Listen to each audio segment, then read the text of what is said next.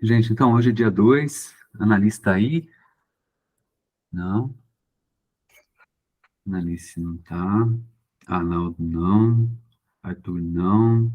Cléris não. Dainara. Presente, o Cléris está aqui. Cléris tá? Sim? É verdade. É verdade. Dainara. Presente. O Eduardo não. Fernanda. Não. A Gabriela. Não. Gabriele. Sim. Hugo. Presente.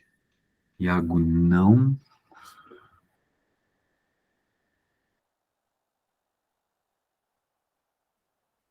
Geilce. Mariana. Presente. Mariana.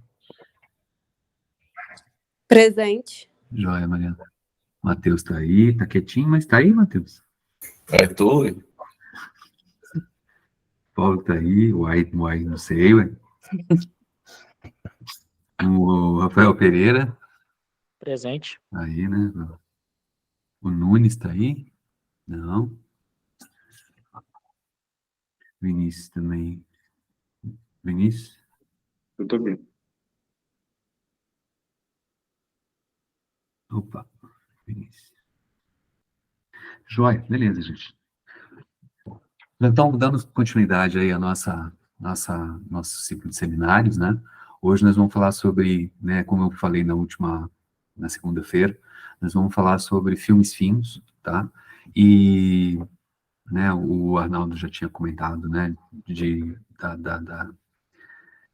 da preparação, né, de alguns óxidos através daquelas rotas, né, químicas, né, de filmes finos. Hoje, especificamente, a gente vai conversar a respeito, né, do que é esse filme fino, o que se trata esses filmes finos, né, as aplicações deles e as principais técnicas que a gente tem de preparação desses filmes finos, beleza? Quem vai apresentar hoje para a gente é a Geilce e o Paulo Xavier, tá? A Geilce começa. Geilce, fica à vontade então, tá? Eu vou desligar o meu vídeo aqui para não comprometer a Amanda. Fique à vontade. Beleza.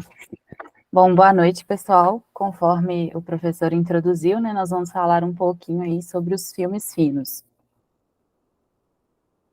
Eu trouxe um sumário aqui para mostrar como que a nossa apresentação vai se basear, né? Vamos fazer uma introdução, falar sobre os mecanismos de crescimento desses filmes, a estrutura e a propriedade mecânica deles, falar um pouquinho sobre os substratos, a aplicação dos filmes finos.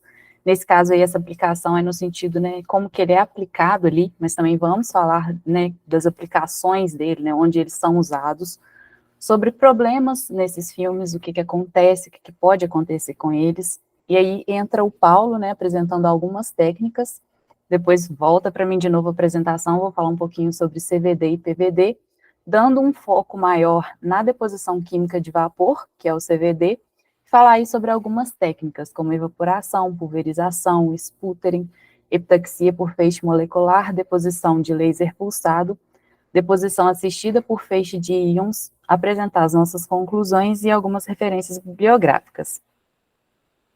Então, vamos lá, pessoal. O que seria, então, né, para a gente começar aí, vamos entender o que são esses filmes finos. Né, os filmes finos, eles podem ser ou sólidos ou líquidos, onde uma das suas dimensões, ela sempre vai ser muito menor do que a outra ou as outras, né? Conforme a gente pode ver aqui nessa imagem em verde, a gente tem aqui a camada do filme, vocês podem ver que ela está bem menos espessa do que onde ela está depositada, que é onde a gente chama de substrato. Então, essa camada de material com essa espessura, ela é muito pequena, né? Ela está na ordem de nanômetros depositada aí sobre esse nosso substrato. E qual que é o objetivo disso? Alterar justamente as propriedades superficiais aí. Esses filmes, eles podem ser condutores, semicondutores e isolantes. Eles podem ser produzidos também sobre dois processos, né? No primeiro, o filme ele vai se formar através da reação da superfície com esse substrato, com as substâncias presentes, né, nesse ambiente aí do processo dele. Já no segundo caso, esse filme ele vai ser produzido por deposição sobre esse substrato. E essa deposição ela pode ser feita, seja por vapor químico, uma deposição física através de fase de vapor ou a partir de líquidos. Ao longo da apresentação, a gente vai abordar um pouquinho sobre esses processos e essas técnicas. Mas agora que a gente já entendeu o que é esse filme fino, por que estudar sobre ele, né? Por que é tão relevante assim a gente ter até esse seminário, né, sobre um filme fino? Justamente por causa das propriedades deles. Eles podem fornecer várias propriedades, sejam elas óticas, químicas, elétricas, mecânicas, magnéticas, térmicas. Então, olha aí, né, a quantidade de propriedades que a gente tem agregando aí na superfície desse substrato. Isso faz com que a deposição desses filmes finos, elas tenham muitas aplicações, não só na nossa área, né, na ciência, na tecnologia, mas até para a produção de itens decorativos. Eles são utilizados nas conexões de regiões ativas de um dispositivo, seja no acesso externo a um circuito, por exemplo, para isolar uma camada condutora, para proteger as superfícies de um ambiente externo, e conforme eu falei, né, eles podem ser condutores, semicondutores ou isolantes, normalmente crescidos termicamente ou depositados aí a partir da fase de vapor. Então, vamos falar um pouquinho sobre o mecanismo de crescimento de filmes finos, né? Como que acontece essa deposição aí desses filmes finos no substrato. Normalmente, esses filmes finos, eles são formados pela condensação, né, pela solidificação de átomos ou moléculas de um vapor sobre esse substrato. Então, o que é isso, né? O que isso quer dizer? Esse processo de condensação, ele vai se iniciar pela formação de pequenos aglomerados de material, que é o que a gente chama de núcleo. E esses núcleos, eles vão estar espalhados aleatoriamente sobre a superfície ali do nosso substrato. Aqui a gente tem um esqueminha mostrando nessa primeira parte da imagem como que esses núcleos, né, ficam aí espalhados na superfície desse substrato. Então, forças de atração eletrostática que vão ser responsáveis por fixar esses átomos aí nessa superfície. Esse mecanismo de fixação nada mais né, do que a adsorção química, né, que acontece quando há aí essa transferência de elétrons entre o material do substrato e a partícula depositada. Então, tem uma energia de ligação associada a essa adsorção química, e esses átomos absorvidos, eles vão migrar sobre a superfície desse substrato, interagindo com outros átomos para formar aí esses núcleos que a gente pode ver aí na imagem. Esse processo, conforme eu falei, ele é denominado nucleação, logo no início aqui da etapa. Então, à medida assim que mais átomos vão interagindo uns com os outros, esses núcleos eles vão crescendo. Então, quando esses núcleos eles vão entrando em contato uns com os outros aí, acontece o que a gente chama de coalescência, que é o que a gente pode ver aqui onde eu estou apontando na segunda parte dessa imagem. E o que isso faz, né? O que isso implica? Isso resulta em maiores estruturas. Então, o processo ele continua formando esses canais e, digamos assim, esses buracos, né, no substrato aí que está exposto, e eles vão sendo preenchidos com os novos núcleos até a formação aí de um filme fino contínuo, esquematizado, né, nessa figura aí, nas etapas de crescimento. E conforme eu falei, esses filmes, eles são pequenos, né, a espessura dele é muito pequena, da ordem aí mais ou menos de uns 500 nanômetros. Beleza, então agora que a gente já entendeu o que é um filme fino, como que ele cresce, qual que é a estrutura dele e a sua propriedade mecânica, né? Como eu falei, eles são formados, né, por grãos monocristalinos dispostos em várias direções cristalográficas, e o tamanho dos grãos vai depender das condições de deposição e dos tratamentos térmicos posteriores. Ou seja, grãos maiores geralmente vai estar associado a uma temperatura maior de processamento. Acontece também de ter uma certa rugosidade aí nesse filme, e isso também está relacionado com esse tamanho de grão. Então, deposição em alta temperatura tende a produzir filmes menos rugosos. E essa rugosidade, né, o que ela traz para a gente? Ela pode nos dar informações, seja sobre a estrutura física desse filme, por exemplo, já uma densidade menor, que é da substância bruta ali, né, ela vai indicar porosidade. E em relação à propriedade mecânica, existem duas propriedades que a gente espera que esse filme fino possua, que são muito importantes aqui no nosso caso, pessoal, que é a aderência e a tensão. E por quê, né? O que é isso? O que isso influencia aí no nosso filme? Vamos começar explicando aí um pouquinho sobre a aderência no caso.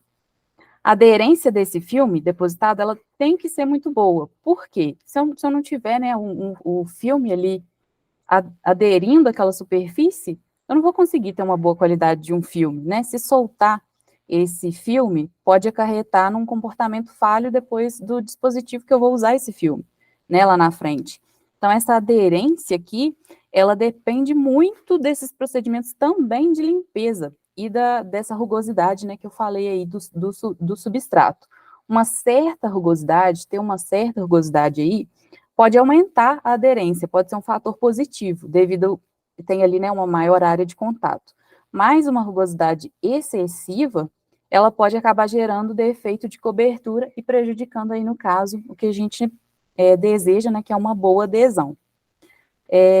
Existem formas de verificar essa aderência, seja colando uma fita adesiva na superfície do filme, e aí, ao remover a fita, né, ele deve permanecer ali sob o substrato, ou até raspar mesmo a superfície ali, até que esse filme seja removido. E aí essa tensão, né, gera uma tensão aí que nos dá informações aí nessa propriedade que é tão importante, que é a aderência. E sobre a tensão, por que ela é importante aqui nesse caso?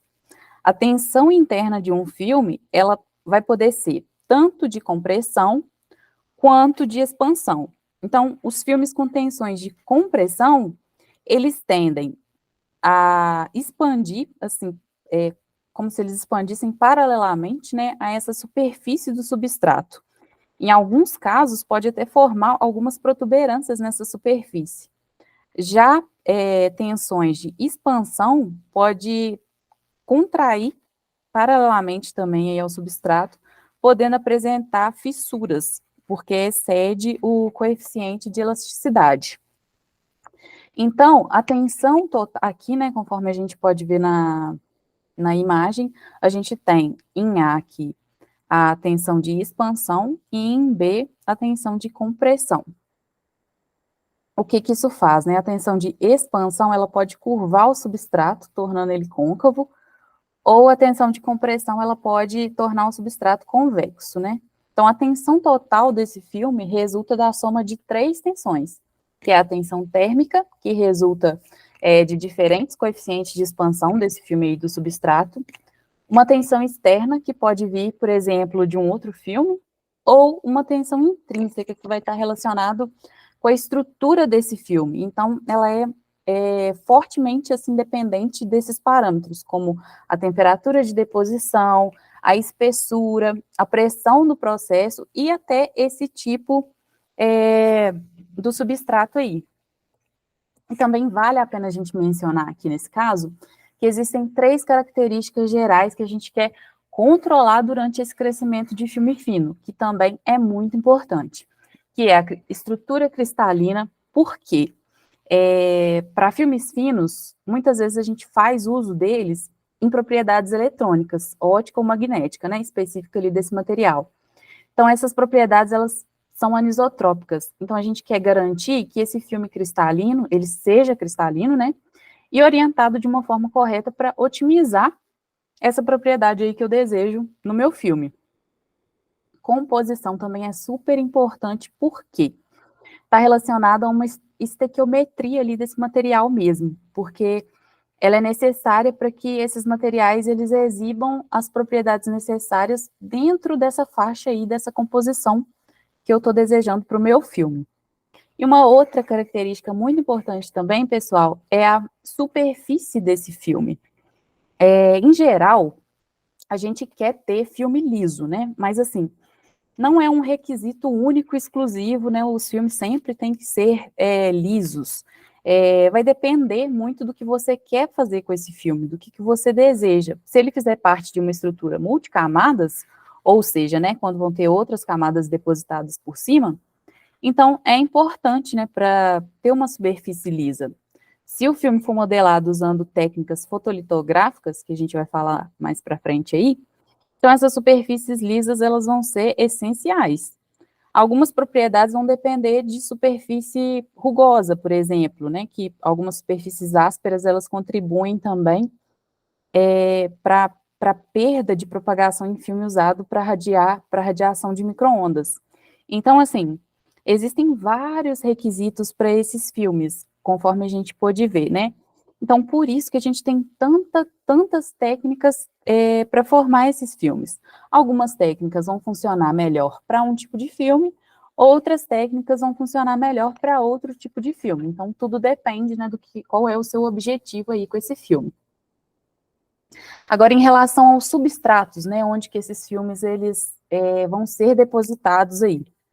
Existem também algumas considerações muito importantes que a gente tem que fazer quando a gente vai escolher um substrato para o filme, né? Seja a compatibilidade química, porque não deve ter reação ali entre o filme e o substrato, o coeficiente de expansão térmica correspondente,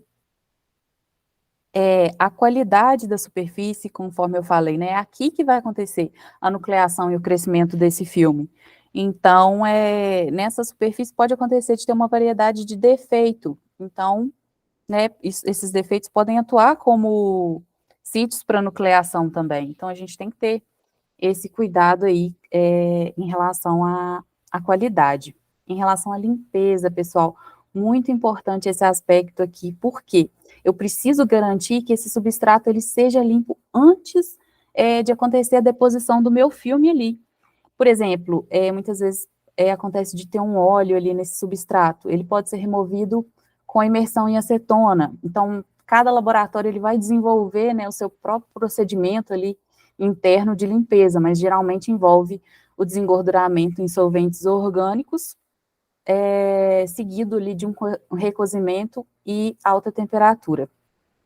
Homogeneidade do substrato.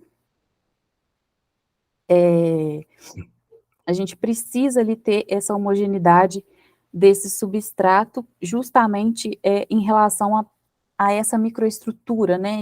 A orientação dos contornos de grão vai afetar a microestrutura ali do meu filme e as propriedades dele também. Estabilidade térmica. Pode acontecer de ter transformação de fase durante o aquecimento e o resfriamento, gerando tensões ali dentro do meu filme. Então, a gente precisa ficar atento a esse fator também. Incompatibilidade da rede também é um fator muito importante. E a estrutura cristalina também, né? Quanto maior o número de sítios ali coincidentes, melhor, né? A gente significa ali que o filme e o substrato, eles devem ter cristais ali de estruturas semelhantes. Beleza, vamos falar um pouquinho agora sobre a técnica de fotolitografia, né? O que acontece nesse caso aí, né? O que é como que faz, né, essa aplicação desse filme fino aí através da fotolitografia? Vamos lá, vamos entender aqui.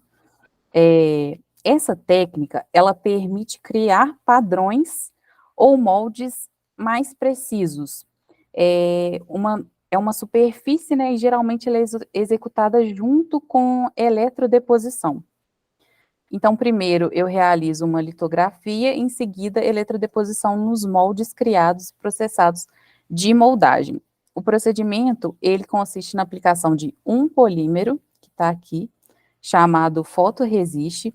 Ele vai interagir com a radiação ultravioleta, alterando a estrutura, enrijecendo ou aumentando a solubilidade aí do filme. Eu coloco uma máscara aqui com o padrão desejado, que eu desejo ter aqui, que vai bloquear parte da radiação e criar um padrão nesse substrato, permitindo aí que esse filme, que o fotoresiste, ele possa ser criado aí para, né, conseguir depositar aí no meu filme. Ou seja, A fotolitografia, ela é uma técnica que permite essa criação mesmo desses moldes, é como se fosse um padrão aí que eu vou ter através dessa técnica de fotolitografia, né, de deposição aí. Problemas nos filmes finos. Tava tudo muito bom, né? Tudo muito, muitas aplicações, muito tranquilo, mas sempre tem que ter aí alguma complicação. E aqui no caso dos filmes não é diferente. Alguns problemas que a gente tem é a contaminação, seja de adesão, de tensão, formação de fissura, o tamanho de grão, estequiometria, cobertura, espessura não uniforme, né? E tem os hílux e as falhas por eletromigração. O que é isso? Eu trouxe esse exemplo aí com o alumínio, mas o que acontece nesse caso? A gente tem projeções de metal causada por valores diferentes dos coeficientes de expansão do metal e do filme subjacente. Então, se esse filme ele for metálico, ele tem uma espessura muito maior que a do substrato durante um processo de recozimento. Ele vai ficar submetido a uma tensão de compressão alta, que vai ser aliviada pela formação dessas projeções aqui. E isso pode provocar por que isso é ruim, né, para o meu filme? Porque pode provocar um curto-circuito entre as camadas condutoras aí, e problemas, né, nos processos litográficos. Aqui no caso, o que está acontecendo? Esses são chamados também de buracos, eles são formados por causa de um estresse de fusão nos filmes de alumínio. Acontece um aquecimento sobre esse alumínio em compressão, causando aí essa protuberância aqui. Então, esse aquecimento, né, gera esse estresse devido esse alumínio expandir mais do que o silício. Então, para aliviar esse estresse, é como se esse alumínio formasse essas protuberâncias aqui, essas pequenas colinas, causando aí esse problema no nosso filme.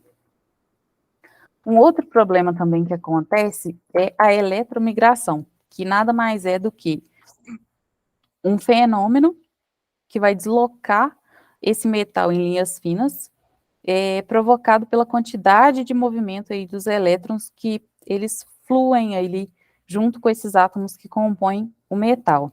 Então, o resultado dessa migração aí, desses elétrons, é a formação dessas deposições aqui no filme, devido à falta de metal, né?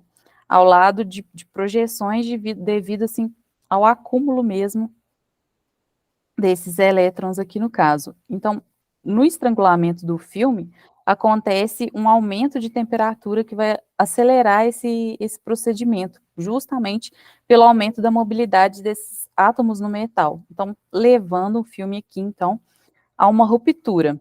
Grãos menores vão começar a se mover aí, causando esse efeito de eletromigração, né, que é um desses problemas que a gente encontra na produção dos filmes finos. Agora o Paulo vai entrar apresentando um pouquinho das técnicas dele e depois eu continuo com outras técnicas também. Deixa eu aproveitar, então, fazer algumas considerações antes do Paulo começar. Você pode voltar? Sim, posso sim, professor. Acho que uma coisa importante a gente ter noção, logo no comecinho, né, que as técnicas a Gilce falou, é que dependendo da técnica, a gente pode ter, então, ela falou bastante sobre sobre filmes finos que são policristalinos, né, os exemplos que ela usou. Mas existem técnicas que permitem que a gente cresça o filme, né, que a gente, ao final do processo de deposição, a gente tenha um único filme fino, né, com uma cristalinidade homogênea ao longo de todo o substrato, ou seja, seria considerado um monocristal, tá? E claro que isso tem características físico-químicas, né, completamente diferentes dos policristais, né? Outra coisa, já no slide 3, no número 3 seu. Esse? Não, no 3. Esse aí também, né? Olha só, né? Esse é um exemplo no slide 2, né? A gente tem a nucleação e depois a gente tem, né, por adesão, não, na outra, no número 2, né? Coalescência, né? Os grãos vão crescendo e aí a migração que ela falou, né? É um processo, qual é o processo físico de migração? É difusão, tá? De novo, é difusão. O crescimento de grão é exatamente como a gente teve na apresentação lá da Érica e do... Nossa, fugiu o nome. Arthur. O Arthur, isso. Né? Da Érica e do Arthur. Tá? Então, a coalescência são processos de difusão. Agora, na sequência, no número 3, né? É uma coisa que você falou muito aí, é a estrutura cristalina, a composição, né? Quando você falou de composição, nós estamos falando de estequiometria, né? Então, a gente pode, né, operar nas propriedades físico-químicas do material que a gente deseja, principalmente através de defeitos, tá? Ou seja, sair fora da estequiometria do material que você quer. De que maneira a gente pode fugir da estequiometria, né? A gente pode substituir alguns átomos por outros átomos diferentes da estrutura, né? Por exemplo, se você tem lá, você está fazendo um silício, e aí você pode substituir alguns átomos de silício ou por fósforo ou por boro. Então, você muda, isso assim, substituindo como? A cada 10 mil, a cada 100 mil átomos de silício, você coloca um de fósforo e um de boro, por exemplo, tá? Uma proporção realmente muito pequena, é partes por milhão, quase, né? E, então, você muda radicalmente as propriedades ópticas e elétricas do material. Nós vamos ter um seminário sobre isso também, tá? A Dainara, né, vai falar a respeito disso para a gente. E também, fora da estequiometria, a gente pode ter defeitos estruturais do tipo vacâncias, né? No caso, por exemplo, de um sólido, de um material uma liga, né? Vamos dizer assim, binária, né? Nitreto de galho, um óxido, né? O óxido de zinco. A gente pode ter vacâncias, né? Desses elementos, tanto do oxigênio quanto do zinco. E alguns átomos da estrutura também eles podem migrar dentro da estrutura para sítios intersticiais, também levando a uma fuga, né, da estequiometria, e que também alteram fundamentalmente as propriedades, né, físico-químicas do material como um todo. No número 4 agora, né? Aí tem muita coisa, né? Quando a gente fala de coeficiente de expansão térmica e incompatibilidade de rede e tal, tudo mais, né, são os itens que estão lá no comecinho e no final, né? Coeficientes térmicos diferentes, incompatibilidade de rede, né? Redes cristalinas, ou seja, estruturas cristalinas diferentes entre o substrato e o filme que você quer crescer. Introduzem, né? Essas diferenças, elas introduzem tensões, né? A palavra mais técnica para isso,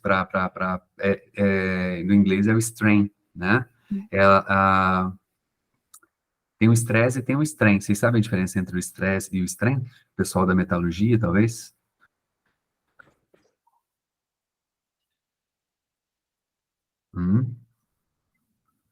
O strain é a deformação.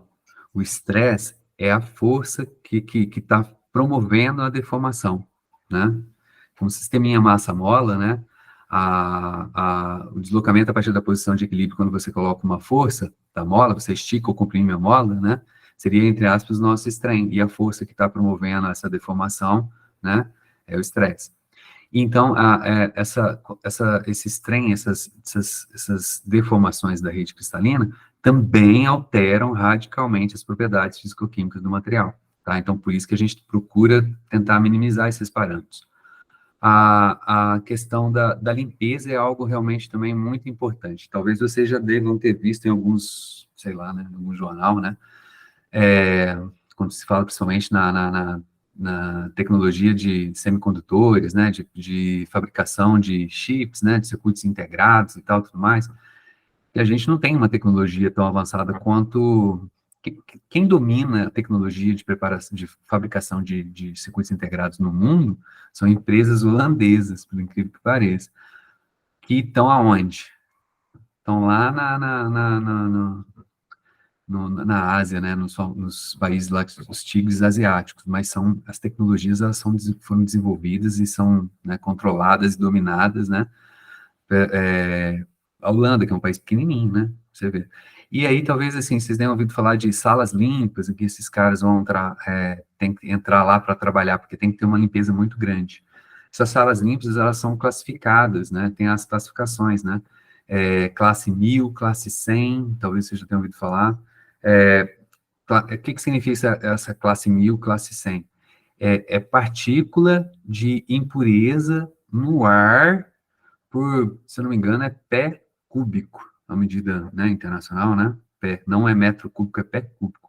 Então, se a gente for pensar que, em média, né, a temperatura ambiente na atmosfera nossa, a gente tem aí 10 a 21 moléculas por centímetro, é um número de Avogadro, 2 ordens de grandeza menor que o número de Avogadro, por metro cúbico, né? Então, dentre esses 10 a 21 moléculas, né, de ar, você só tem ali na classe 100, né, 100 partículas ali, aproximadamente, né? Um é metro cúbico, o outro eu estou comparando com o pé, que é quase 4 vezes menor que o metro, né? Então, mas está na mesma ordem de grandeza. Então, a qualidade, vamos dizer assim, né, a limpeza do ar, a classe 100, é extremamente difícil da gente conseguir e são salas, assim, muitíssimo caras, né, e que precisa para se fazer esse tipo de tecnologia, beleza? Bom, era isso que eu tinha que falar por enquanto. Paulo, então, vocês estão acompanhando?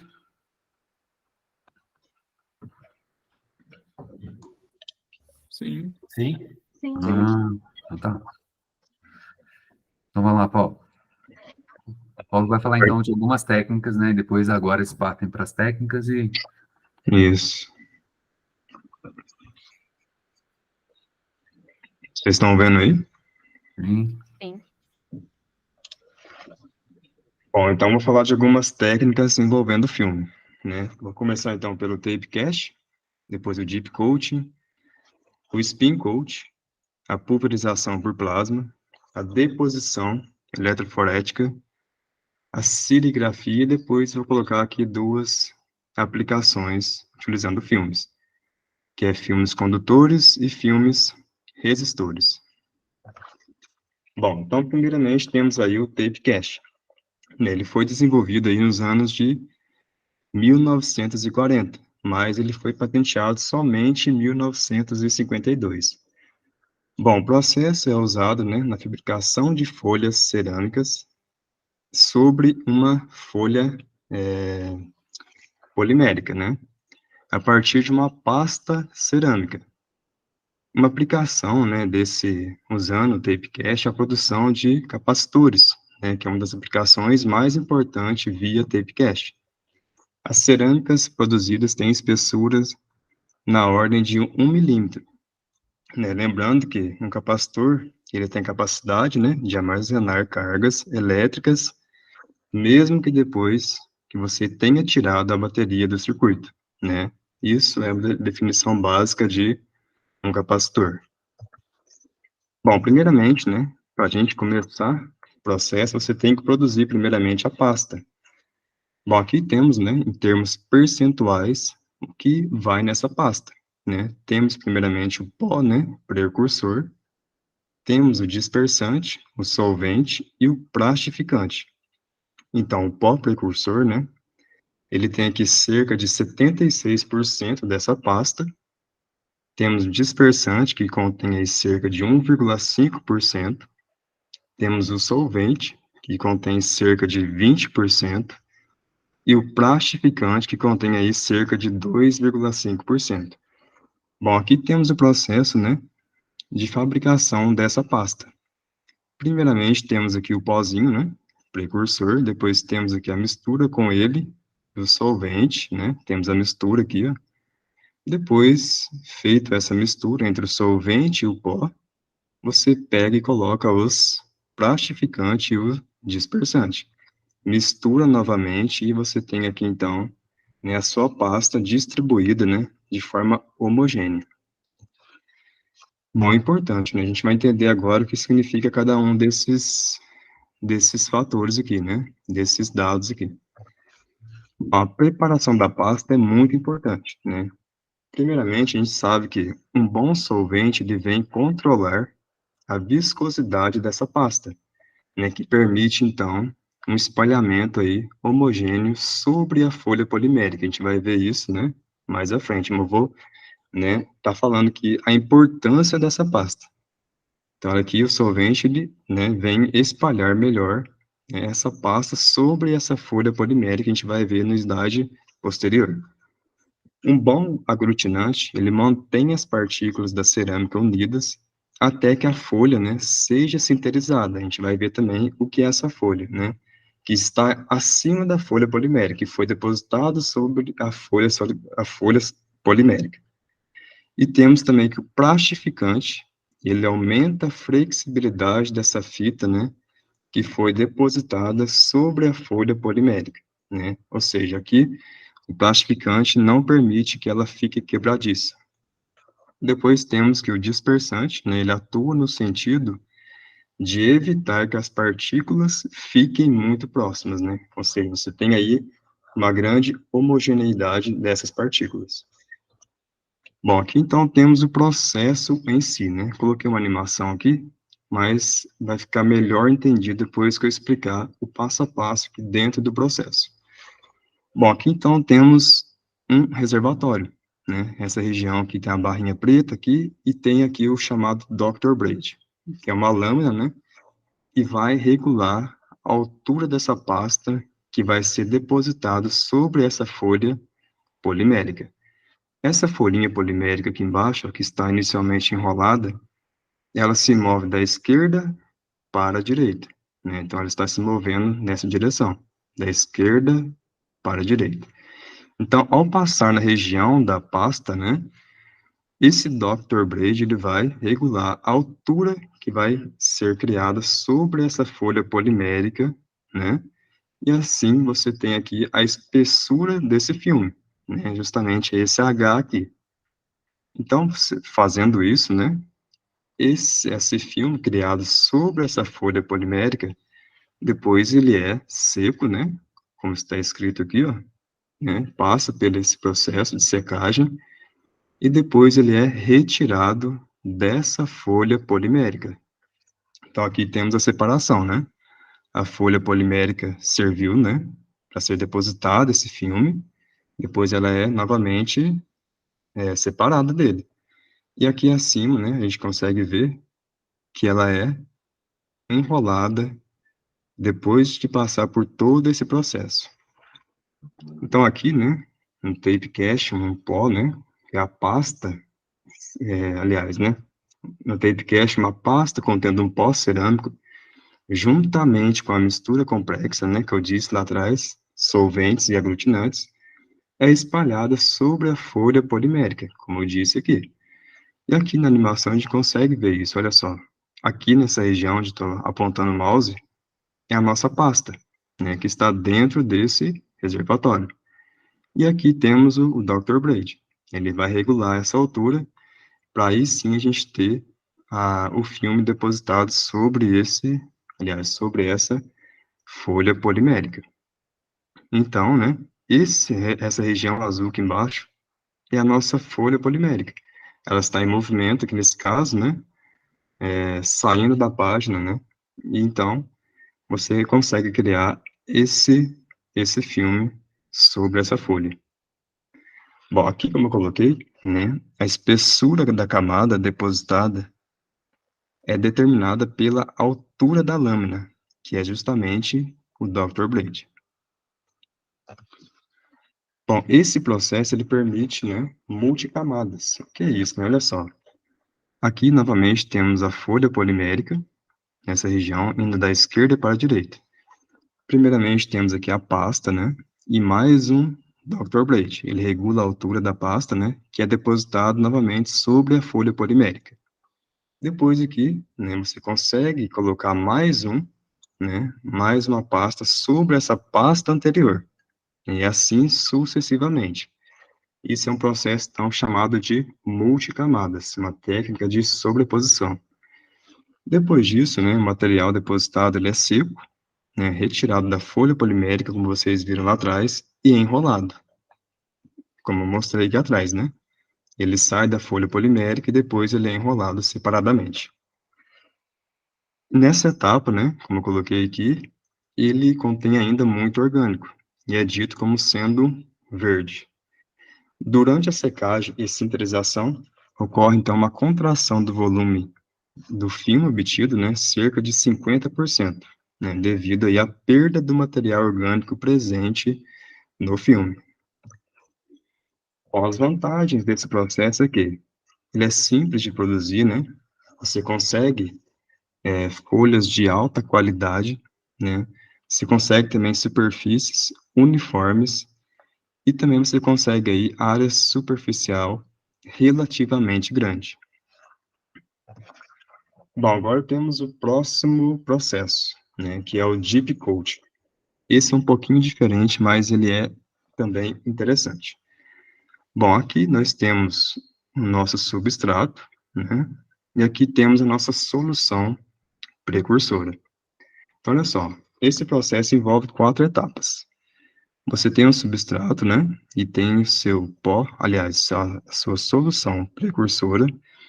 Eu mergulho esse substrato sobre a solução, né? Aqui, quando eu mergulho esse substrato, né? Eu mergulho geralmente uma taxa de 10 a 30 centímetros por minuto, e aí, tendo mergulhado ele, eu deixo ali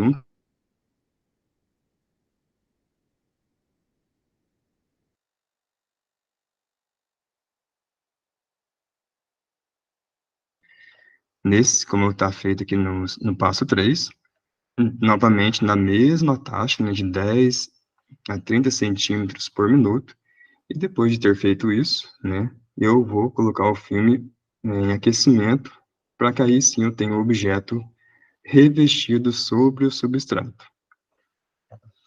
Bom, aqui eu coloquei um exemplinho, né, simples, mas eu acho que dá para a gente perceber, como foi dito anteriormente, eu tenho um substrato aqui, né, e depois eu mergulho ele. Quando eu mergulho, eu espero um tempinho, olha só, e depois eu retiro ele novamente. Esse é o processo chamado de Deep Coat. Bom, aqui temos 5 etapas nesse processo. Eu coloquei mais uma vez a ilustração desse processinho aqui, né? Que é simples, temos motor que regula a velocidade de imersão e também de retirada do substrato no líquido. Então, aqui, eu tenho a imersão, né? O substrato é imerso na solução, como eu disse.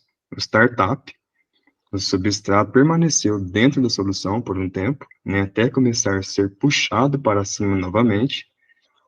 Temos a deposição, né, a camada fina, então, se deposita sobre o substrato enquanto é puxado para cima.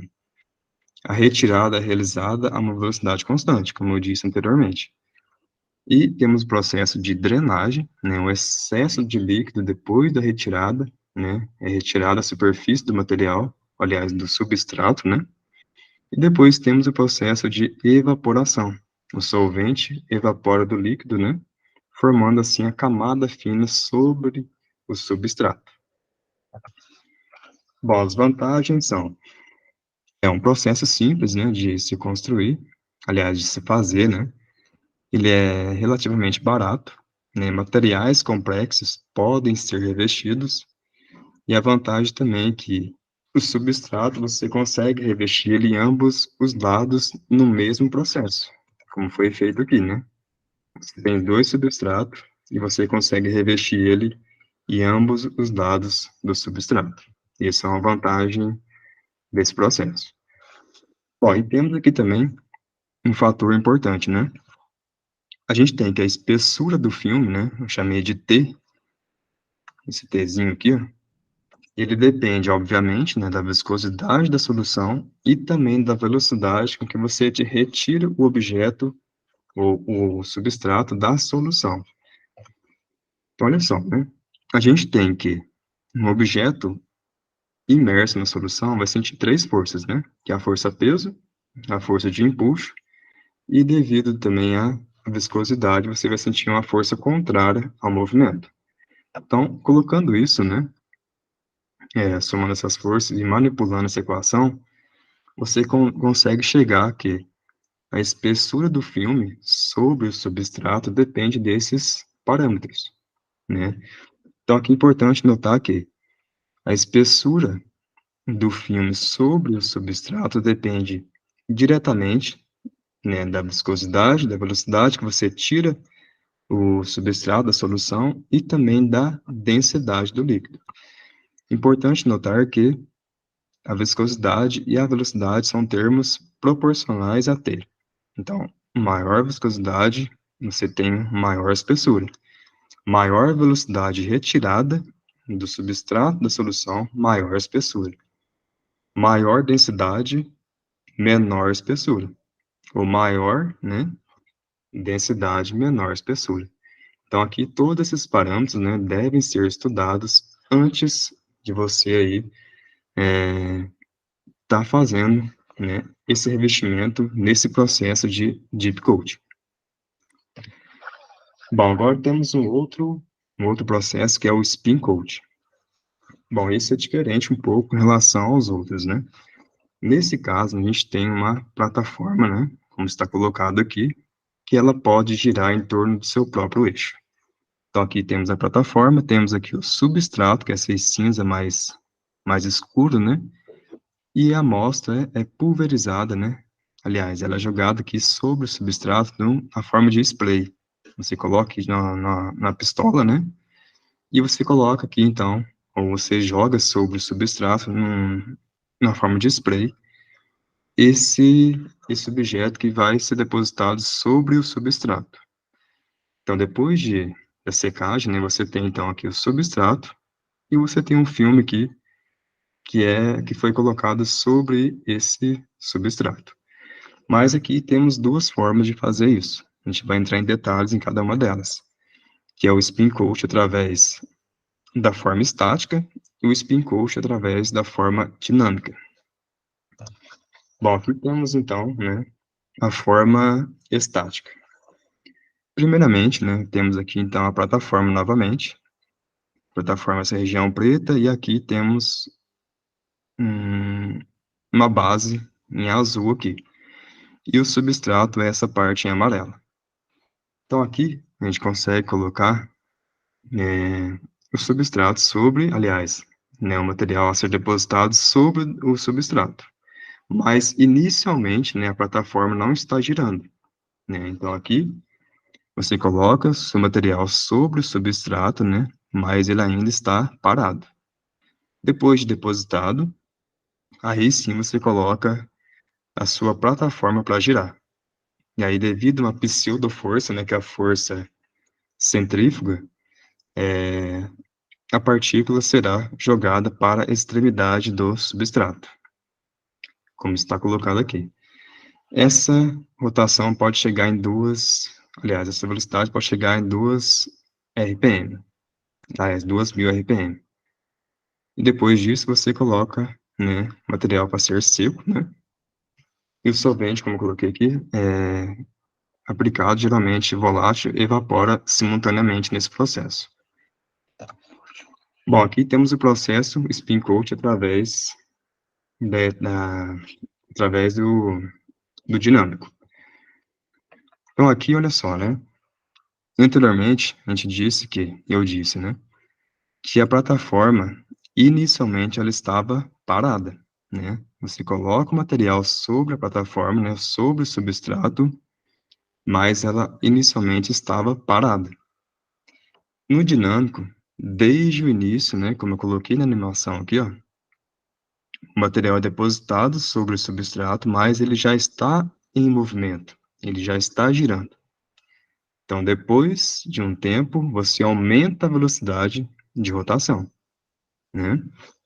Então, a espessura do filme depositado aqui, ele varia inversamente com a velocidade angular, né? Obviamente, porque você consegue espalhar mais, né, o seu material sobre o substrato, e ele é proporcional à viscosidade da solução. Quanto mais viscoso, né, menor a espessura do material. E então, uma desvantagem desse processo é que você consegue revestir somente um lado, né, desse substrato, diferente lá do spin coat. Aliás, do deep coat, né? Você consegue lá os dois, aqui você consegue somente um. Bom, aqui temos uma vantagem do dinâmico em relação ao processo estático. No dinâmico, você consegue aqui uma maior orientação preferencial das partículas, você consegue uma morfologia mais uniforme, e você consegue aí uma maior cristalinidade, desculpa. Mas tudo depende, como eu coloquei aqui, né, do objetivo e finalidade para o qual o material será usado, né? Isso depende do objetivo que o cientista pretende usar esse material. Bom, agora temos o próximo, né, que é a pulverização por plasma. Esse é o mais, eu imagino que deve ser o mais caro da turma aí. Então, olha só, né? Aqui temos um gás em torno de um cátodo. Esse cátodo, inicialmente, ele está altamente em temperatura altamente aquecida. Aliás, na superfície altamente aquecida. Aqui, geralmente, né, pesquisei vários artigos aí, ele está inicialmente a 10.000 graus Celsius. Aqui o gás em torno desse cátodo. Depois, ele vai entrar numa região, né, que é chamada região arco, né, que é uma região aí bem estreita, e também, como existe um anodo e um cátodo, né, vai existir aí uma diferença de potencial elétrico muito grande. Então, essa diferença de potencial elétrico vai acelerar esse gás, né, nessa região, e vai também aquecer esse gás, se tornando um plasma, né. Então, esse plasma passa por essa região, né, estreita e superaquecido. Como eu coloquei aqui, ele chega a 28.000 graus Celsius, essa região. Então, ao sair dessa região, aí sim ele vai entrar em contato com esse pó, que é o pó que você quer pulverizar sobre esse substrato, como está colocado aqui, ó. A vantagem disso daqui é que você consegue, né, pegar um material com alta temperatura de fusão e ainda assim, devido a essa temperatura, né, você consegue pulverizar ele sobre o seu material, sobre o substrato, né? Então, isso é uma característica muito importante desse processo, além de outras que eu vou citar mais à frente. Então, você pulveriza esse substrato, e esse substrato, né, ele é colocado a uma temperatura menor, né, justamente para não sofrer aí deformações devido à temperatura altíssima que esse pó, né, chega nessa região do substrato, na sua superfície. Bom, aqui eu coloquei um exemplinho, né, uma animação que deixa mais claro o processo. Como eu coloquei aqui, o cátodo está numa temperatura altíssima, né, e o gás está girando em torno dele. Depois, devido a diferente potencial elétrico entre o cátodo e o anodo, o gás é acelerado na região do arco, e nessa região, o gás se torna um plasma e é superaquecido, né, e acelerado em relação ao substrato. Então, aqui ele pega, né, ele pega o pó, né, que vai ser injetado ou pulverizado sobre o substrato, e você faz, então, o processo de revestimento a partir dessa pulverização. Essa setinha indica que há um processo de resfriamento com algum líquido, né, no caso aqui seria a água, porque o processo é superaquecido. Bom, vamos passar para o próximo slide. Aqui os benefícios desse processo térmico são: você consegue, a partir desse processo, a prevenção da corrosão em materiais, né, você tem aí uma alta resistência ao desgaste, né, esse filme criado ali, você tem aí uma alta resistência ao desgaste, você consegue também, a partir de alguns materiais, alta condutividade elétrica, baixa também resistência elétrica para alguns materiais, né, baixa oxidação e resistência ao calor, e um bom gerenciamento de altas temperaturas. Aqui eu coloquei um exemplo, né, de onde é utilizado a pulverização por plasma, é amplamente utilizada na formação de revestimentos resistentes ao desgaste em componentes de motores a diesel e na produção de revestimento de barreira térmica em metais para motores de turbina a gás. A espessura desse filme formado sobre esse substrato varia de 0,1 a 2,5 micrômetros. Bom, agora temos um outro processo que é a deposição eletroforética. Essa aqui também é interessante. Bom, aqui inicialmente temos, né, uma solução onde eu tenho uma partícula suspensa nela de interesse. Eu coloco aqui, então, né, dois substratos, né, e entre eles, né, substratos metálicos, e entre eles eu vou colocar uma diferença de potencial elétrico. Então, as partículas suspensas nesse líquido, elas vão sentir uma força elétrica gerada pela diferença de potencial elétrico aplicado. Essas partículas suspensas ali, ao sentir, né, essa força elétrica, elas vão se movimentar no líquido, né, em direção a um dos substratos. Bom, então, nesse caso, ela vai sentir uma força, né, elétrica, e devido à força de retardo, né, que é a força de atrito, o líquido oferece a essa partícula, né, que é contrária ao seu movimento, é 3π, né, vezes a viscosidade do líquido, vezes o diâmetro médio dessa partícula, vezes a sua velocidade. Então, ela vai sentir essas duas forças. A força elétrica, né, que é em direção ao cátodo, né, aliás, ao substrato, desculpa, e ela vai sentir uma força contrária, que é a força de viscosidade, né, que é contrária ao seu movimento. Uma força de atrito, né, devido ao líquido. Bom, então aqui, se a gente calcular isso, né, a gente tem que a velocidade da partícula é dada por essa expressão. Mas o que interessa para a gente é a mobilidade da partícula dentro desse líquido, né? Que é igual, então, resolvendo essa equação, né? Que é igual a carga dessa partícula sobre esses parâmetros, né? Que envolve a viscosidade e seu diâmetro médio. Só que aqui tem um problema, né? Essa equação não leva em conta alguns fatos importantes que ocorrem ali dentro. Partículas maiores têm balanço de carga mais bem definido. De partículas menores, já não ocorre isso. Então, elas vão atrair mais solventes, né, ao redor dela.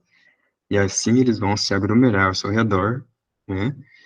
E o seu tamanho efetivo, né, vai ser maior do que aquele que a gente calculou teoricamente. Vai fazer o que, então? Vai diminuir a sua mobilidade, olha só, porque o D é inversamente proporcional à mobilidade. Então, seu tamanho aumenta, né, devido a essa aglomeração, a sua mobilidade vai diminuir. Então, o que você observa na prática é diferente do que você calculou na teoria. Então, considerando isso, né, esses erros, a gente considera aqui, né, um potencial que seja mais realístico a essa situação, para a gente calcular a mobilidade, né, dessas partículas suspensas dentro desse líquido. Bom, então, a gente chama esse potencial de potencial zeta, que é dado por essa expressão, que ele depende, né, da constante dielétrica do líquido e também do epsilon zero, que é a permissividade do vácuo. Então, a gente chega, né, manipulando as equações, a gente chega aqui. A mobilidade é proporcional ao kappa, né, que é a constante dielétrica do líquido, e é proporcional também a um epsilon zero, que é uma constante. Então, mas o que importa aqui para a gente, olha só, é justamente a constante dielétrica. Se você quer uma mobilidade maior, você trabalha quem? A constante dielétrica. Então, uma alta constante dielétrica quer dizer que você consegue maior mobilidade, e assim você consegue o quê? Maiores partículas, aliás, né? Maior número de partículas que estarão ao redor do substrato. Então, isso, né, deve ser levado em consideração no processo de, esqueci o nome, de deposição eletroforética. Então, olha só, né, sabendo disso, o que o cientista deve considerar? Ele tem, então, que trabalhar, dependendo, né, da solução que ele quer colocar ao redor do substrato, trabalhar o pH da solução. Né, em soluções ácidas, a gente sabe que a superfície das partículas podem ficar cobertas de cargas positivas, devido aos cátions. Então, isso depende, né, da solução ali, e também depende da partícula que ele quer colocar ao redor do substrato. Ele deve aumentar o pH? Ele deve diminuir? Isso depende da partícula que vai estar ao redor do substrato. E aqui em soluções base, né, a superfície das partículas podem ficar cobertas de cargas negativas, devido ao número de ânions. Então, o cientista, novamente falando, sendo repetitivo, mas é isso. Você tem que saber, né, o pH da solução, exatamente também saber aí qual material você quer revestir esse substrato. Bom, temos mais uma que é a serigrafia. Esse é um processo aí bem antigo, né? Como eu coloquei aqui, remonta aí mais de 3.000 anos, né? Quando os chineses já usaram, né? O silk screen, né? Que é a impressão para depositar padrões coloridos em tecidos. Esse processo é semelhante ainda usado hoje para imprimir designs e logotipos em camisetas. Aqui eu coloquei um exemplinho, mas vou voltar nele daqui a pouco. Vai ficar mais claro. Bom, aqui temos o substrato, né? E aqui temos o screen, que é uma tela, né? E aqui, nessa região que é um cinza mais claro, a gente tem a pasta que vai ser depositada sobre esse substrato. Mas quando você joga nessa região, né, a pasta, você tem que tirar o excesso, né? E você passa, então, o quê? A gente chama de um rodo de borracha, né? Então, ele passa sobre essa superfície, né? Que a gente está vendo aqui, e ele vem tirando esse excesso. Então, fica exatamente o quê? A pastinha, né? Entre esses orifícios da tela. Depois disso, você faz, né, a retirada dessa tela. Nesse momento da retirada, né? A viscosidade dessa pasta, ela tem que ser aumentada. Porque aí, né, você consegue aí que a pasta distribua de forma homogênea sobre esse substrato. Você fazendo isso, então, como aqui está mais fácil a ilustração, olha só. Você coloca a pasta, né, e esse rodinho passa, tirando o excesso, como vocês podem ver aí. Depois é retirado, né, a tela. Bom, feito isso, né, você coloca esse material no forno, né, de secagem, onde os solventes orgânicos, eles serão removidos, né, na forma de ebulição. E aqui eu coloquei o gráfico, né, onde a gente pode ver essa queima, esse processo de queima, né, nesse processo de serigrafia. Então, aqui você coloca o seu material, né, conforme aumenta a temperatura, vai eliminando os orgânicos, né, aqui em cima, cerca de 600 a 900 graus Celsius, ele permanece por 6 a 10 minutos, e nesse intervalo, né, de temperatura e tempo, os componentes inorgânicos vão se sintetizar e se unir ao substrato. Bom, aqui então agora temos algumas aplicações, vai ser bem mais rápido essa parte. Bom, temos então os filmes condutores. Temos então os filmes, para que seja um bom condutor, ele tem que ter baixa resistividade, nesse caso, né, se tratando de filme, ele tem que ter uma boa aderência ao substrato. Além disso, pode haver também as seguintes considerações. A capacidade de ser ligado por fio ou soldado, né, para um uso externo resistente à eletromigração.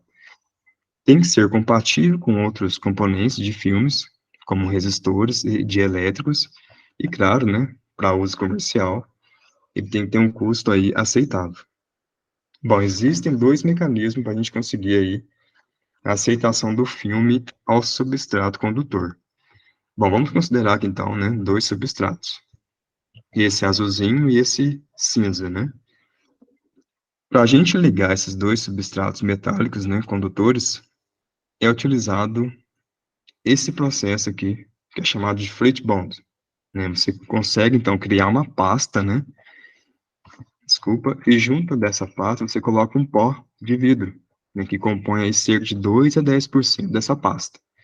Esse vidro tem baixa ponto de fusão, né, que é adicionado, como eu coloquei aqui, né, a formulação dessa pasta, que vai ser colocado entre esses dois dois substratos metálicos condutores. Durante o disparo, né, desse filme, desse material, sob temperatura ideal e controlada, esse vidro amolece, né, o suficiente para penetrar a rede desses dois substratos, né, a ponto de criar uma estrutura de interligação. Então, eu coloquei um exemplo aqui. Você tem aqui essa região mais abaixo aqui, né, e tem essa região aqui acima. Nesse meio, né, existe a ligação que eu acabei de explicar. Então, você ligou esse substrato metálico condutor com esse substrato metálico também condutor. Então, aqui está a nossa ligação Freight Bond. E isso, né, depois de ter feito isso, você coloca uma pressão, né, em cima aqui e também embaixo, né, justamente para dar mais firmeza a essa ligação. Então, isso é a ligação, né, Freight Bond. Depois você tem aqui, né, desculpa. Você pode adicionar a essa pasta, né, alguns componentes, como eu coloquei aqui. Tem a prata, né, e ela também oferece um custo-benefício bacana, né. Já você pode colocar também o ouro, mas olha só, né, claro, oferece aí propriedades interessantes, mas o custo-benefício é bem maior. Você pode colocar algumas ligas também, mas olha só, tudo que envolve ouro, né, o custo-benefício é caro. Então, você pode estudar, né, alguns materiais para colocar nessa pasta, né, que vai ser colocado entre esses dois condutores, né, para estar aí adicionando essas propriedades que está citado aqui. Bom, e tem também a ligação reativa. Essa aqui é praticamente igual à anterior, só que você precisa de uma ignição, né, você precisa aqui dar um start, né, para que ocorra essa reação, né, entre os materiais, para dar liga entre esses dois materiais metálicos condutores. Aqui coloquei um exemplo de uma pequena quantidade de 0,1 a 1% de óxido cuproso, né, é adicionada a formulação da pasta. Durante o disparo, né, durante o disparo, os óxidos reagem com o substrato, exemplo, alumina, para formar um espinélio de cobre. Eu coloquei a forma dele aqui. Então, depois de você fazer isso, você tem esse processo. Eu coloquei aqui, né, que o Freight Bond ele é mais utilizado, né, é o mais comum de utilizar. Mas também a ligação reativa é muito utilizada. As duas são aí muito utilizadas no meio científico. Bom, para finalizar, temos aqui a última aplicação, que é os filmes resistores. Bom, material resistivo, né, é uma pasta especial com a mistura de ligante a serem depositados. O aglutinante é um material vítreo misturado a solventes e plastificante. A camada resistiva é impressa em um substrato a 850 graus Celsius, como está no gráfico aqui, olha só. O substrato, geralmente, né, 95% de cerâmica de alumínio. Alumina. Após a queima da pasta, o filme torna-se vítreo, o que o torna bem protegido contra a umidade. O processo de queima completa é representado esquematicamente no gráfico abaixo. A espessura, né, desse filme gira em torno de 1000 micrômetros. Bom, é isso. Agora, damos continuidade aí com a Geilson. Bom, claro, o Paulo terminou aí falando de filmes finos condutores e resistivos, né? Claro que isso aí tem aplicações, né? Você está dando duas aplicações elétricas, né? De propriedades elétricas que podem ser usadas para Isso. fazer alguns dispositivos eletroeletrônicos, beleza. Só fazendo essa pontuação. Mas você deu outro exemplo lá, por exemplo, de revestimento de superfícies metálicas, né? Que é sujeitas a alta temperaturas e abrasão, né? Então, são outras propriedades de outros filmes finos, né? De fazer a cobertura, right? Quando você falou também do spin coating e do deep coating, é importante a gente fazer uma conexão com a apresentação do Arnaldo da segunda-feira, né? Do Iago, e, na verdade, aquelas que você falou, soluções soluções precursoras, são resinas poliméricas, tá? Então, são você, né, por isso o Iago lá falou bastante sobre a viscosidade ser um parâmetro importante, como você colocou bem nas equações, deixou bem explícito. A viscosidade, ela é um parâmetro muito importante e foi discutido lá no seminário lá da segunda-feira, né? Então, são resinas poliméricas. Depois você faz o tratamento térmico para, realmente, a palavra correta é para queimar, né? Para retirar o material orgânico e deixar ali o filme a respeito do filme do material que você realmente quer, né? Sim. Eu vou deixar uma pergunta em aberto, eu vou pedir para vocês responderem depois do que a Geilce vai falar. O Paulo, coloca o slide, por favor, ali do deposição por plasma. O Paulo explicou isso aí, pode compartilhar alto, vocês devem lembrar, tá? Então, eu vou pedir, não para a Geilce, mas eu vou pedir para que alguém me responda se esse tipo de deposição, de pulverização por plasma, né, ela pode ser considerada, né, uma deposição CVD, que é Chemical Vapor Deposition, deposição por vapor químico, né, ou, né, PVD, que seria o Physical Vapor Deposition, deposição, né, por física, né, do material, beleza? Entenderam a minha pergunta? Esse cara aí em particular, ele é uma técnica CVD ou uma PVD? Geilson, então, pode Beleza. assumir aí. Obrigado, Paulo. Obrigado, eu. Tá aparecendo, pessoal? Tá. Bom, então vamos lá, né? Retornando aqui. O professor já deu até um spoiler aí, né? Sobre as técnicas. Mas vamos lá. Antes de mais nada, né? Para a gente retomar aqui.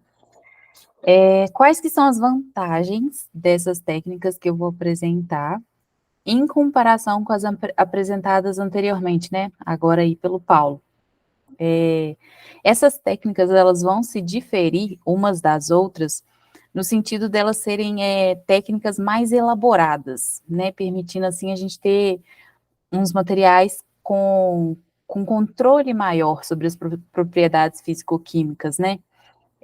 Que propriedades seriam essas? A cristalinidade, né, que a gente já falou que é tão importante aí no nosso caso, principalmente em relação aos defeitos nesse cristal ali, né? E se eu conseguir controlar bem esses defeitos, eu vou obter qualidade superior, né? Em relação a essas outras técnicas que foram descritas aí pelo Paulo. Também a gente vê vantagens em relação à condutividade elétrica e térmica, mas em contrapartida, né? Elas vão apresentar aí um custo bem maior para a gente aqui no caso.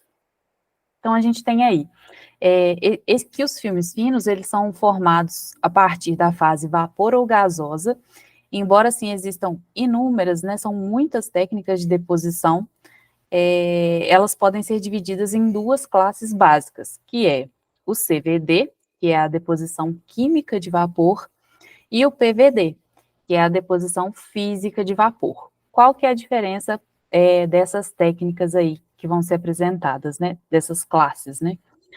No CVD, que é a deposição química, a gente tem uma deposição química a partir da fase de vapor, né, como o próprio nome já diz.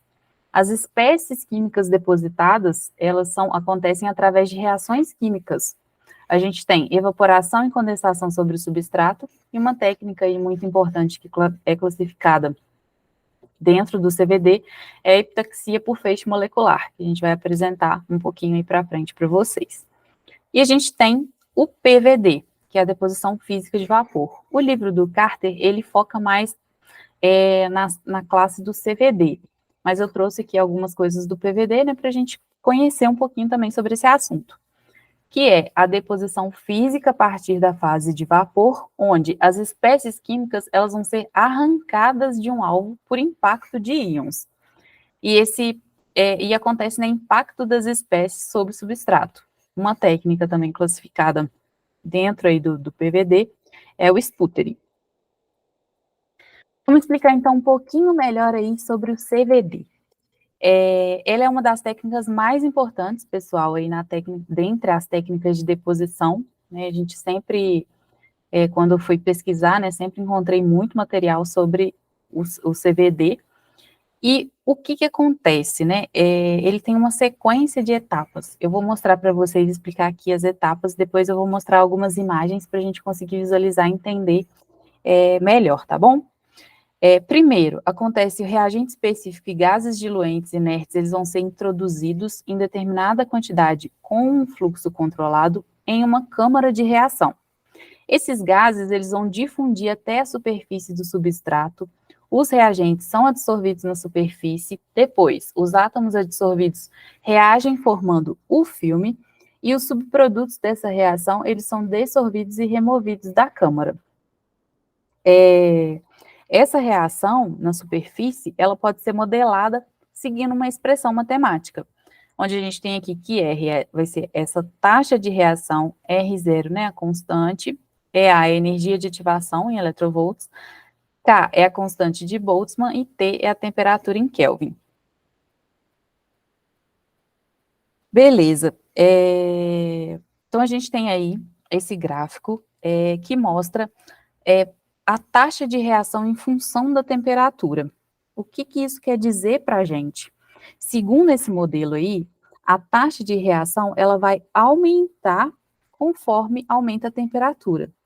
Só que, no entanto, a velocidade da reação, ela pode aumentar se eu tiver gases ali de forma suficiente. Então, se eu tiver uma taxa tão alta que vai consumir todos os gases que chegam, ela não vai crescer mais, né? Então, nesse caso, a gente fala que a deposição ela está sendo limitada por transporte de massa, conforme a gente pode ver aqui. Se a temperatura ela for reduzida, pode acontecer o inverso. A taxa de reação ela vai ser tão baixa que aí os gases eles não vão ser nem totalmente consumidos nesse caso. E aí a gente diz que a deposição ela está sendo limitada pela taxa de reação. Então aí a gente tem, né, esse comportamento da taxa de reação com a temperatura nesse fluxo de gases aí. Aqui eu trouxe essa tabela para vocês, só para a gente ver como que é grande, né, essa variedade aí de filme de óxido, de carboneto, de nitreto, que pode ser preparado pela técnica CVD, né, quantas reações acontecem, como a gente tem vários substratos diferentes, a temperatura de deposição, como a gente tem uma variedade aí nesse processo. E aqui, conforme eu falei para vocês, né, que eu ia mostrar a imagem direitinho, do CVD. O que que acontece, pessoal?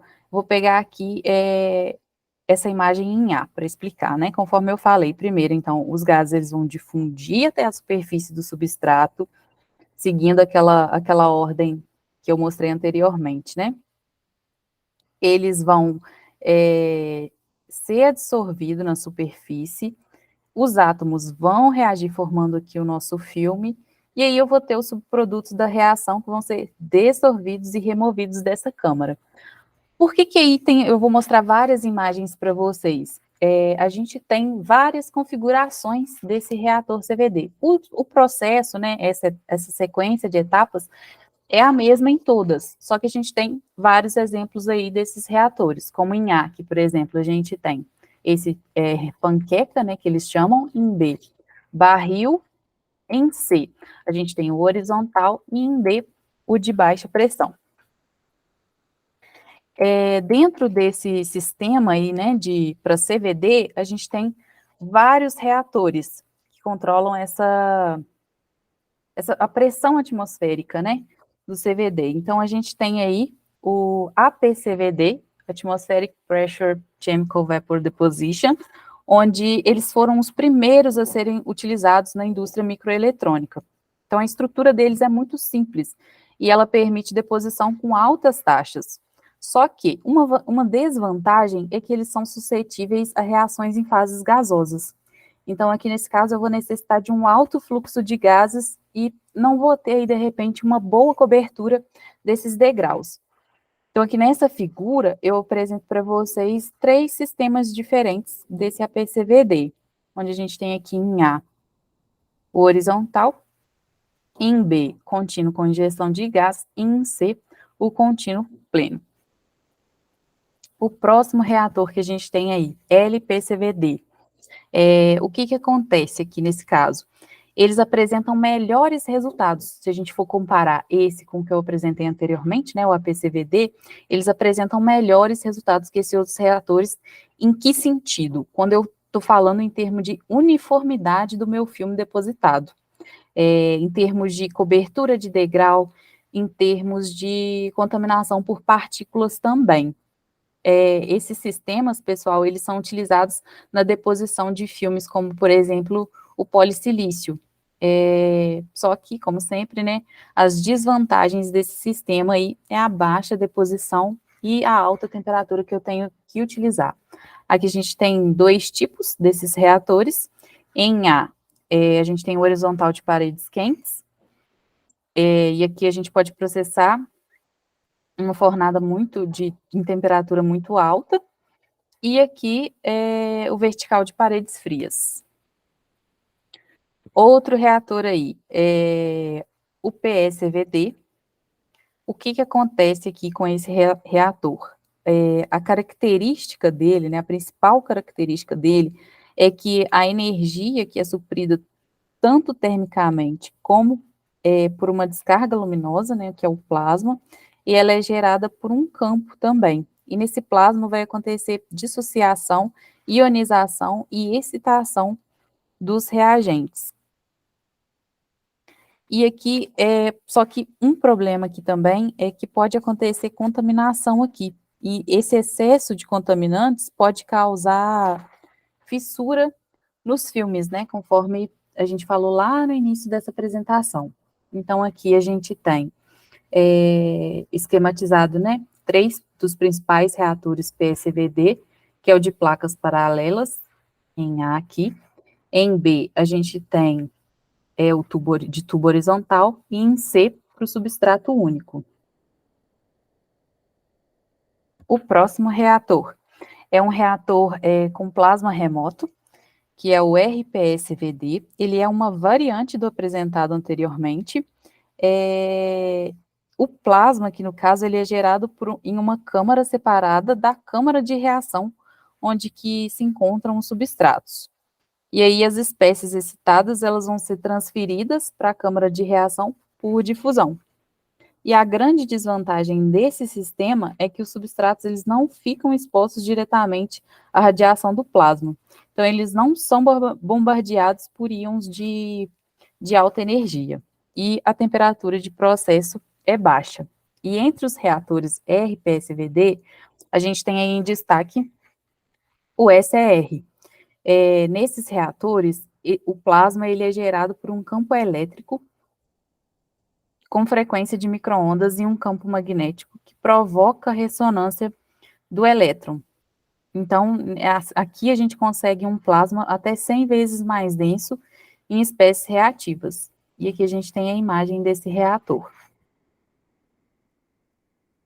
Continuando aqui, eu trouxe, sintetizando, né, essa tabela com os processos, né, os reatores apresentados, as vantagens, desvantagens e aplicação. Aí eu vou passar rapidamente aqui, por causa do nosso tempo, mas, por exemplo, o APCVD com LPCVD, a vantagem, né, ele é bem mais simples. Desvantagem, cobertura de degrau ruim, já a desvantagem do outro é baixa taxa de deposição, mas olha quantas aplicações, né, que a gente tem aqui através desses reatores. Então, resumindo, né, para a gente entender, nessa técnica CVD, o filme ele vai ser formado por reação química que acontece aí na superfície desse substrato. Então, eu tenho a introdução desses gases reativos numa câmara de gás, fazendo com que durante essa decomposição desses gases sejam gerados esse calor e o plasma. E aí o substrato, ele absorve o gás na superfície e assim forma o filme que a gente deseja. Então, continuando aí com as nossas técnicas, vou falar um pouquinho sobre evaporação. Nada mais pessoal, falando assim, né, em palavras mais simples para a gente entender mesmo, nada mais é do que eu colocar um substrato dentro de uma câmara, fazer vácuo, controlar a atmosfera, embaixo eu tenho um cadinho, né, coloco um cadinho ali, e o material ele vai ser fundido para depois evaporar e depositar no substrato. e eu preciso da energia para esse processo acontecer. Então, tem várias técnicas de evaporação aí. Vou mostrar duas aqui para vocês, mas existem várias.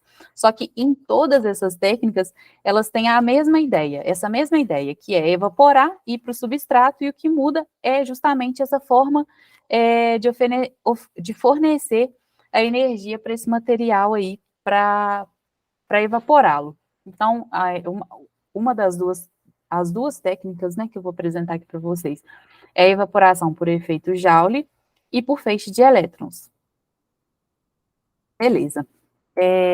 Evaporação por efeito Joule. Essa técnica, pessoal, é uma técnica bem simples e é barata também, né? Uma vantagem aí dessa técnica. Então, nesse processo ocorre basicamente a evaporação por efeito Joule. Aí a gente tem o princípio básico desse processo aqui na figura.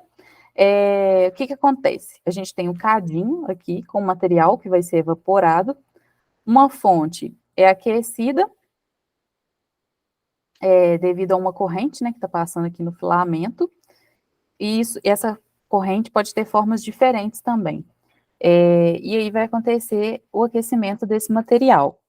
Uma desvantagem aí é não conseguir controlar com precisão a espessura do filme que vai ser criado. E uma aplicação seria em heterojunções semicondutoras. Já a evaporação por feixe de elétrons, né? Eu tenho aí um feixe de elétrons com alta energia, que é direcionado pelo campo magnético, aqui nessa figura, conforme a gente pode ver, bombardeando esse material que eu desejo aqui evaporar, né? O maior problema que a gente enfrenta aqui nessa técnica é justamente produção de raio-x, que pode chega a danificar alguns dos dispositivos. Então, essa figura que está ilustrando esse processo, onde, novamente, né, a gente tem aí o cadinho, com o material que vai ser evaporado, o feixe de elétrons é criado através de um filamento catódico, e um campo magnético direciona o elétron para a região da interação, né, que é o nosso alvo aqui. Como esse feixe de elétrons ele é muito energético, a temperatura do cadinho ela é alta, então eu preciso resfriar depois, fazer um processo, né, tem aqui, né, água para resfriamento posteriormente. Qual que é a aplicação disso aqui? Em filme fotossensível de vidro óxido de alta temperatura. Há uma vantagem também dessa técnica, é que tem a contaminação do recipiente, ela é muito baixa, e conforme a gente mencionou, né, no início da apresentação, a gente tem que se atentar a um dos problemas aí nos filmes, é justamente a contaminação. Pulverização. O Paulo até comentou, né, de um tipo de pulverização, e aqui a gente tem essa técnica de pulverização novamente aí, que ela nada mais do que permite para nós obter filme com uma excelente uniformidade, principalmente grandes áreas, com superfícies mais suaves. Então, essa técnica, ela possibilita, né, ela traz consigo essa vantagem. Então, os revestimentos dela vão apresentar boa adesão e as taxas de deposição, elas são elevadas comparadas à evaporação. Então, tá aí, né, uma vantagem entre uma técnica e a outra. Ela vai consistir, né, a pulverização vai consistir no bombardeamento do material do alvo com partículas energéticas. Esse bombardeamento, ele vai levar à ejeção de átomos do alvo por processo físico de transporte de momento linear, os quais se depositam formando revestimento. Existem várias técnicas também, assim como a evaporação na pulverização também, e eu trouxe aqui algumas para vocês, que é a com fonte de iodo e a com fonte magnetron. A pulverização com fonte de iodo, conforme a gente pode ver aqui nessa imagem, o que acontece?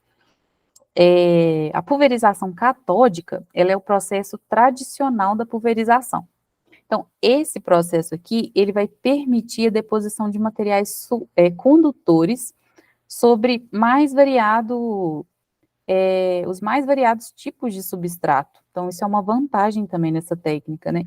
A partir de um alvo com composição química, tem que ser semelhante a desse revestimento que eu quero, né? Esse revestimento pretendido aí. Então, essa designação, né, eu chamar pulverização catódica com essa fonte, ela resulta do fato de eu colocar o alvo a um potencial negativo durante esse processo. A pulverização com fonte magnetron aqui, a gente deve chamar a atenção que ela é a mais usada aqui no Brasil. Esse sistema, com essa fonte, ele permite controlar de forma eficaz esses parâmetros de deposição e também a qualidade dos filmes produzidos, né? Então, é basicamente o mesmo princípio da técnica, a diferença é que a gente tem essa fonte magnetron aí, que uma das principais desvantagens dessa técnica é a reduzida utilização do material do alvo, que é praticamente 20 a 30% desse material alvo, né? Então, a concentração de plasma nessas zonas que vai ser aplicado o campo magnético pode levar à erosão preferencial desses locais. Então, esse problema pode ser minimizado, promovendo o movimento relativo do alvo em relação a utilizando, né, essa fonte aí, magnetron. O sputtering. O que acontece nessa técnica? O sputtering, ele vai designar um mecanismo de ejeção de material de uma superfície, que é o nosso alvo, através de bombardeamento de partícula com alta energia. Então, esse material ejetado, ele vai se depositar sobre o substrato e o suporte, vai ser colocado em oposição à superfície bombardeada, e essa técnica vai me permitir aí a deposição de uma grande variedade de materiais. Ela é muito importante também, justamente por esse fato, né, por ela permitir essa deposição de tantos materiais, como, por exemplo, o alumínio, a platina, ouro, titânio, molibdênio, tungstênio, etc. Então, a gente tem aqui algumas vantagens que essa técnica apresenta em relação à evaporação. Desde ela permitir uma deposição uniforme sobre as grandes áreas, um controle preciso da espessura, controle das propriedades do filme, como cobertura de degrau e estrutura do grão, que a gente discutiu no início da apresentação, né, que são muito importantes também, a limpeza da superfície da amostra por sputtering, a deposição de multicamadas com a utilização de alvos múltiplos, e ela não produz raio-x. Desvantagens: alto custo do equipamento, taxa de deposição de alguns materiais pode ser baixa, apesar de tantas vantagens, e alguns materiais eles vão se degradar pelo bombardeamento de alta energia. Então, como esse processo também é efetuado em pressões maiores, que a gente utiliza no processo aí de evaporação, pode acontecer de ter mais impurezas também nesse filme depositado aí. O magnetron sputtering, qual que é a diferença, né, de um para o outro? No sputtering convencional, nem todos os elétrons vão contribuir para a ionização do gás de trabalho. Alguns deles vão ser acelerados em direção à parede da câmara, podendo produzir radiação e aquecimento. Para otimizar o processo de deposição, a técnica de magnetron sputtering foi desenvolvida. Então, o que acontece aqui? Eu vou mostrar a imagem que eu acho que vai ficar melhor de entender. Aqui a gente tem o sputtering convencional e aqui a gente tem o magnetron sputtering. É basicamente a mesma ideia, a única diferença é que aqui no magnetron sputtering eu tenho ímãs. E aí, esses ímãs, eles permitem gerar esses campos magnéticos que vão aprisionar esses elétrons secundários, confinar o plasma e aumenta a taxa de ionização, tornando esse sputtering aí mais direcional. Epitaxia por feixe molecular. O que está acontecendo aqui nessa técnica? Os materiais a serem depositados, geralmente eles são evaporados de alguns fornos que são como se fossem cadinhos também, geralmente em forma de garrafa, como se fosse uma garrafa com um gargalo estreito. E aí um aquecedor de resistência enrolado em torno dessa célula, ele vai fornecer o calor necessário para evaporar esse material. Essa fonte, ela pode ser sólida ou líquida, vai depender da pressão de vapor dela, e a taxa de deposição de cada espécie vai ser determinada pela pressão de vapor acima da fonte, que é função da temperatura. Então, a temperatura de cada uma dessas células, elas vão controlar o fluxo de átomo que atingem aí esse substrato. Essa técnica, pessoal, uma curiosidade é que ela é extremamente usada no mundo, mas ela não é utilizada no Brasil. Já a deposição de laser pulsado, o que está acontecendo aqui? Um feixe de laser, ele é usado, né, para fazer como se fosse ablação, né, remover esse material de um alvo sólido. Esse experimento, ele é simples, só que, no entanto, temos aí interações alvo laser que são complexas, e aí resultam numa formação como se fosse, ele chama aqui de pluma, né, essa pluma desse material, ela é visível e tem cores vivas, né, a gente consegue enxergar. E aí contém todos os componentes necessários para crescimento do filme. A gente tem apenas um no Brasil. E a deposição assistida por feixe de íons. O que acontece? A gente tem uma fonte de íons que é combinada com uma fonte de evaporação. Acontece que um bombardeio iônico durante o crescimento do filme que modifica as propriedades desse filme. E aqui nessa técnica também é possível eu aumentar a adesão do filme, modificar a forma do grão, induzir a cristalização. Então também é uma técnica muito importante aí no caso da deposição dos filmes. Então, as conclusões que a gente pode, né, ter aí com o nosso trabalho. Os filmes, eles são muito importantes, científica e comercialmente, tem muitas aplicações, né, a gente viu, eles podem ser utilizados para a principal, né, em eletrônica, e a característica comum de todas as técnicas é que é sempre necessário uma câmara, né, a deposição, ela pode acontecer em pressão atmosférica, no caso, algumas técnicas classificadas, né, dentro do CVD, mas antes a câmara ela tem que ser evacuada. E a escolha da técnica, conforme eu falei lá no início, depende de vários fatores, né, depende do tipo de material, qual filme você deseja, quais as propriedades você quer conseguir com o seu filme, né, o substrato também, a escolha desse substrato tem um papel muito relevante nesse caso, influencia diretamente na qualidade do seu filme, né, no final. Então, é importante você conhecer tanto as propriedades do substrato como do filme ali e as técnicas, e assim saber preparar para você ter, então, um filme de boa qualidade, né, que alcance as propriedades que você deseja. Aqui estão as nossas referências bibliográficas, e se alguém tiver alguma dúvida, nós estamos à disposição.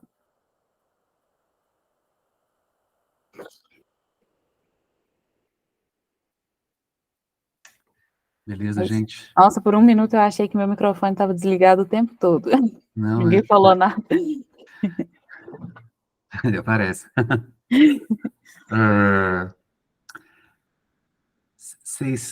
A minha pergunta que eu deixei lá, né? Vocês sabem dizer se né, o plasma, deposição por plasma lá do Paulo, é CVD ou é PVD? Se não prestar atenção, isso é a pegadinha para você estar prestando atenção, né?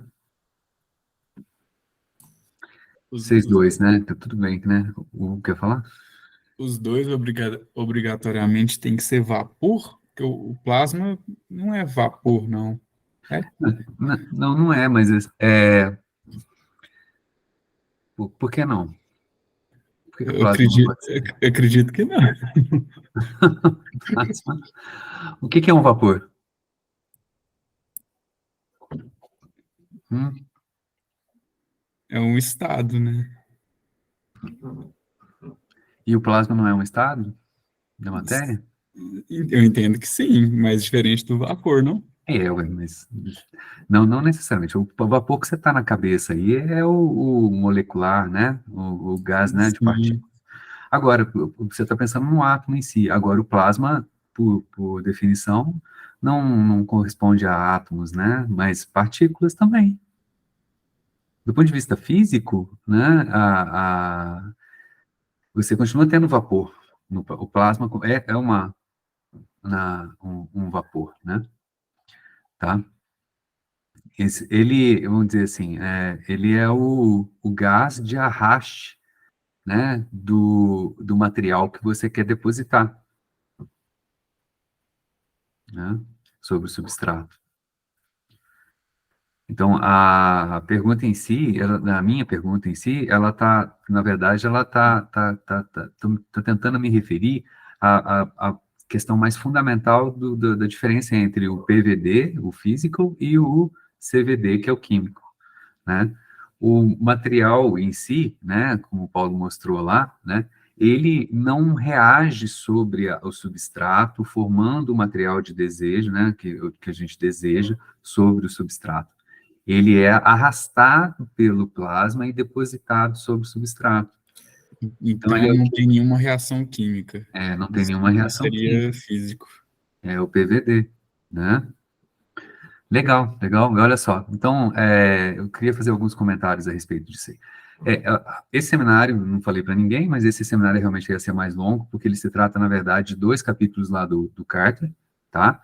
Então, é um trabalho mais extenso. O Geilson, parabéns, Paulo também, que vocês conseguiram apresentar, né, de uma maneira bastante clara, para mim, pelo menos pareceu bastante claro, não sei se seus colegas vão concordar comigo, né, é um tema extenso, claro, e bastante importante, tá? A principal aplicação é fazer, né, dispositivos, tá? Tem várias pessoas, vários pesquisadores aí em Ouro Preto, né? Eu conheço mais o pessoal da física, mas só na física eu conheço 2 caras, né? Que trabalham com sensores e com materiais para confecção de antenas, né? De alta frequência para essa tecnologia nova do 5G que está vindo aí, né? Então, as antenas, elas são montadas em cima de substratos, né? No caso, é a Thaís, né, da física, né, que as propriedades elétricas do substrato, né, vão influenciar diretamente, né, nas características, né, eletromagnéticas, né, porque são ondas eletromagnéticas, né, da antena que é depositada, é um filme metálico que é depositado sobre o substrato, tá? E o Rodrigo Bianchi, talvez vocês estejam tendo aula com ele, né, ele faz muito uso de filmes finos para pessoal que acho que está no mestrado agora deve estar fazendo física de materiais com ele, se não me engano, tá? Me corrija se eu estiver enganado.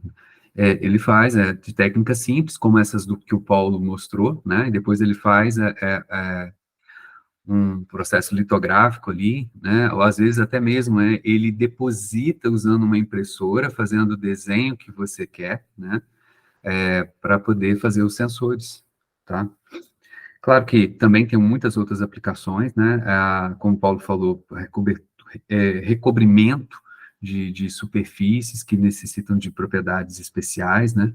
As cerâmicas em si, como a gente comentou, né? Eles têm a propriedade de terem, né, alto ponto de fusão, então são propriedades térmicas muito interessantes, então você recobre as superfícies quando elas têm a necessidade de serem resistentes, né, termicamente, né, e até resistência térmica também tem tudo a ver com a reatividade química, né, a estabilidade química, tá, né, quanto mais ligado os átomos ali, formando o teu material, né, maior é o ponto de fusão e maior é a estabilidade química, né.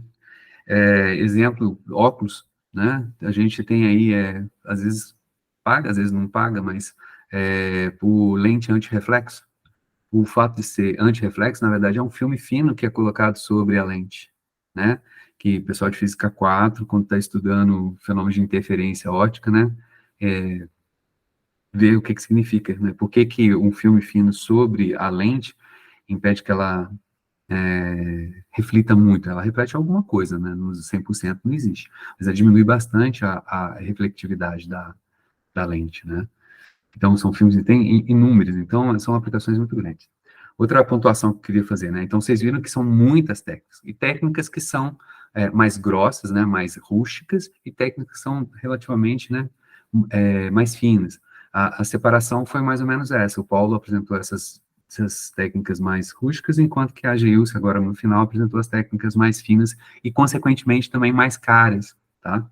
O Brasil tem pouca tradição, né, no processamento de materiais para eletrônica, né, que demandam essas técnicas mais caras que a Geilce apresentou, né?